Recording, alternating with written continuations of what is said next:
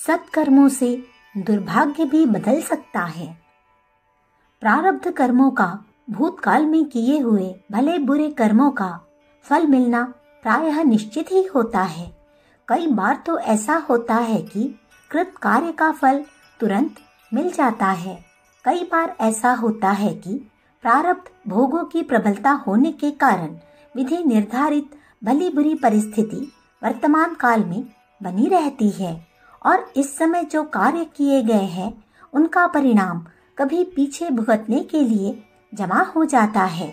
यदि प्रत्येक भले बुरे कर्म का फल तुरंत हाथों हाथ मिल जाता होता तो इस संसार में कहीं भी पापी और पाप का निशान ढूंढने से नहीं मिलता, क्योंकि जैसे विष खाते ही तुरंत मृत्यु हो जाती है, वैसे ही पाप करते ही उसकी भयंकर पीड़ा होती तो उसे कोई स्पर्श भी न करता और बुराई का स्वादिष्ट फल मिठाई की तरह मधुर, बर्फ सा शीतल, चंदन सा सुगंधित और सब प्रकार मनोहर आनंदमय होता तो दौड़ दौड़ कर सभी लोग बुराइयां करते, अशुभ कर्म करने में कोई किसी से पीछे न रहता। परंतु परमेश्वर ने मनुष्य की बुद्धिमत्ता की परीक्षा करने के लिए और उसकी स्वतंत्रता, दूरदर्शिता और विवेकशीलता को स्वतंत्र दिशा में विकसित होने देने के लिए ऐसी व्यवस्था की है कि कर्मफल तुरंत तो बहुत कम मिलते हैं, वे आगे पीछे के लिए जमा होते रहते हैं। यह उधार खाता है, उन्चत खाता बैंकों के हिसाब की तरह आगे पीछे जमा खर्च में पड़ता रहता है। यह वह स्थान है जिस पर मनुष्य की बुद्धिमत्ता परखी जाती है। इसी खतरे से सावधान करने के लिए धर्म का विधान है।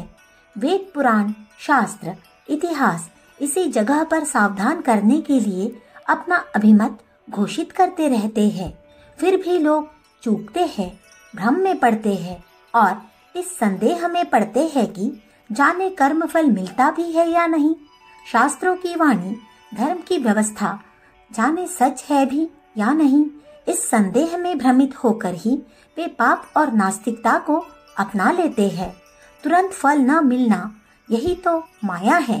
इसी माया में ही मनुष्य भ्रमित होता है। आग छूने से जलन और बर्फ छूने से ठंडक की भांति यदि पाप पुण्य का स्पर्श अपना अपना तुरंत परिणाम दिखाते तो वेद, शास्त्र, धर्म, भजन, पूजन, कथा, कीर्तन आदि किसी की जरूरत न पड़ती। जैसे हरी घास को देखते ही गधा सीधा उसे खाने को चला जाता है, वैसे ही सब लोग पुण्य के लिए सीधे चल देते हैं और जैसे लाल झंडे को देखकर भैंस बिदकती है, वैसे ही पाप का नाम सुनते ही लोग उससे बचकर दूर भागते हैं। पर ऐसा है नहीं, यही ईश्वर की माया है। हम माया को समझे और उसके जाल में न उलझे, यही हमारी बुद्धिमानी का प्रमाण हो सकता है। जैसे गोबर के उपले आज थोपे जाए तो वे कई दिन में सूखकर जलने लायक होते हैं। हम जो भले बुरे कर्म करते रहते हैं उनका भी धीरे धीरे परिपाक होता रहता है और कालांतर में वे कर्म फल के रूप में परिणित होते हैं। इसी प्रक्रिया को भाग्य, तकदीर, कर्मलेख, विधाता के अंक, प्रारब्ध, होत्यता आदि नामों से पुकारते हैं। हम देखते हैं कि कई व्यक्ति अत्यंत शुभ कर्मों में प्रवृत्त है और उन्हें कष्ट में जीवन बिताना पड़ रहा है, और जो पाप में प्रवृत्त है वे चैन की छान रहे हैं।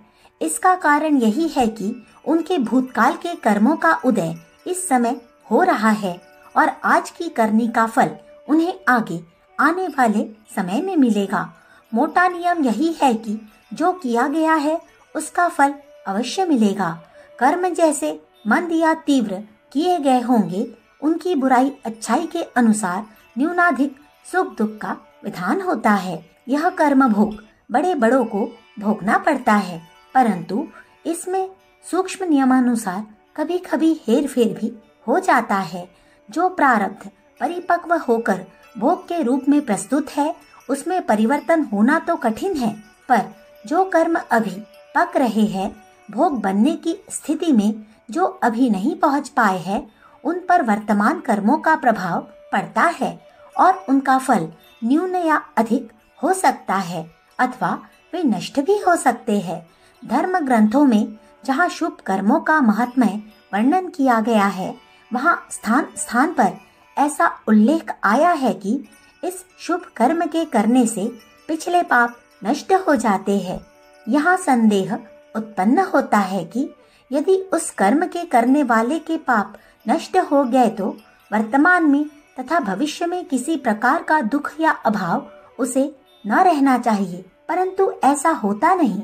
शुभ कर्म करने वाले भी अन्य साधारण व्यक्तियों की तरह सुख दुख प्राप्त करते रहते हैं। पूर्वकृत पापों के नष्ट होने का संबंध उन कर्मों से है जिनका अभी परिपाक नहीं हुआ है, जो अभी संचित रूप में पड़े हैं और समयानुसार फलित होने के लिए जो सुरक्षित रखे हुए हैं। वर्तमान काल में यदि अधिक बलवान शुभ कर्म किए जाए, मन में यदि उच्च कोटि की सतोगुणी भावनाओं का प्रकाश प्रज्वलित रहे तो उसके तेज से, ऊष्मा से वह अशुभ संचय झुलसने लगता है और हतप्रभ हीन वीर्य होने लगता है। जहाँ अग्नि की भट्टी जलती रहती है, उसके आसपास में कई पुस्तकें, औषधियाँ आदि रखी रहे तो वे सब उस गर्मी के कारण जीर्ण शीर्ण, निस्तेज और छतवीर्य हो जाएगी। कोई बीज उस गर्मी को रखे रहे तो उनकी उपजाने की शक्ति मारी जाएगी। इसी प्रकार यदि वर्तमान काल में कोई व्यक्ति अपनी मनोभूमि को तीव्र गति से निर्मल और सतोगुणी बनाता जा रहा है तो उसकी तीव्रता से भूतकाल के अशुभ कर्मों की शक्ति अवश्य नष्ट होगी। इसी प्रकार यदि भूतकाल में अच्छे कर्म किए गए थे और उनका सुखदायक शुभ परिपाक होने जा रहा था, तो वह परिपाक भी वर्तमान काल के कुकर्मों, दुर्गुणों, कुविचारों और दुष्ट भावनाओं के कारण हीनवीर्य, निष्फल और मृत प्रायः हो सकता है। वर्तमान का प्रभाव भूत पर ही पड़ता है और भविष्य पर भी। महापुरुषों के पूर्वज भी प्रशंसा पाते हैं और संतान भी आदर की दृष्टि से देखी जाती है। दुष्ट कुकर्मियों के पूर्वज भी कोसे जाते हैं और उनकी संतानें भी लज्जा का अनुभव करती है। स्मरण रखिए, वर्तमान ही प्रधान है। पिछले जीवन में आप भले या बुरे कैसे भी काम करते रहे हो, यदि अब अच्छे काम करते हैं तो जन भोग्य बन गए फलों को छोड़कर अन्य संचित पाप क्षतिवीर्य हो जाएंगे, और यदि उनका कुछ परिणाम हुआ भी तो बहुत ही साधारण, स्वल्प कष्ट देने वाला एवं कीर्ति बढ़ाने वाला होगा।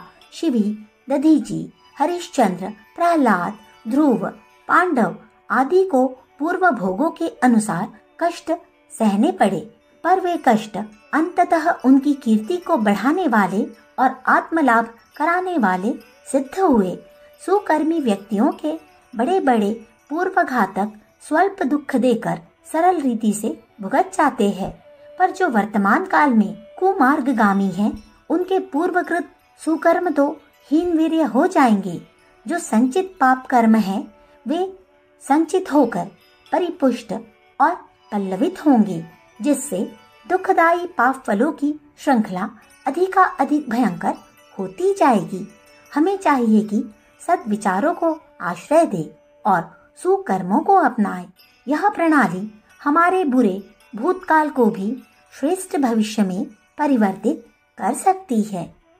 अखंड ज्योति, फरवरी सन 1950, पृष्ठ संख्या 17, 18, 19। हमारे YouTube चैनल विचार क्रांति दूत अखंड ज्योति पत्रिका को सब्सक्राइब करें एवं अगली वीडियोस प्राप्त करने के लिए बेल आइकन दबाएं। धन्यवाद।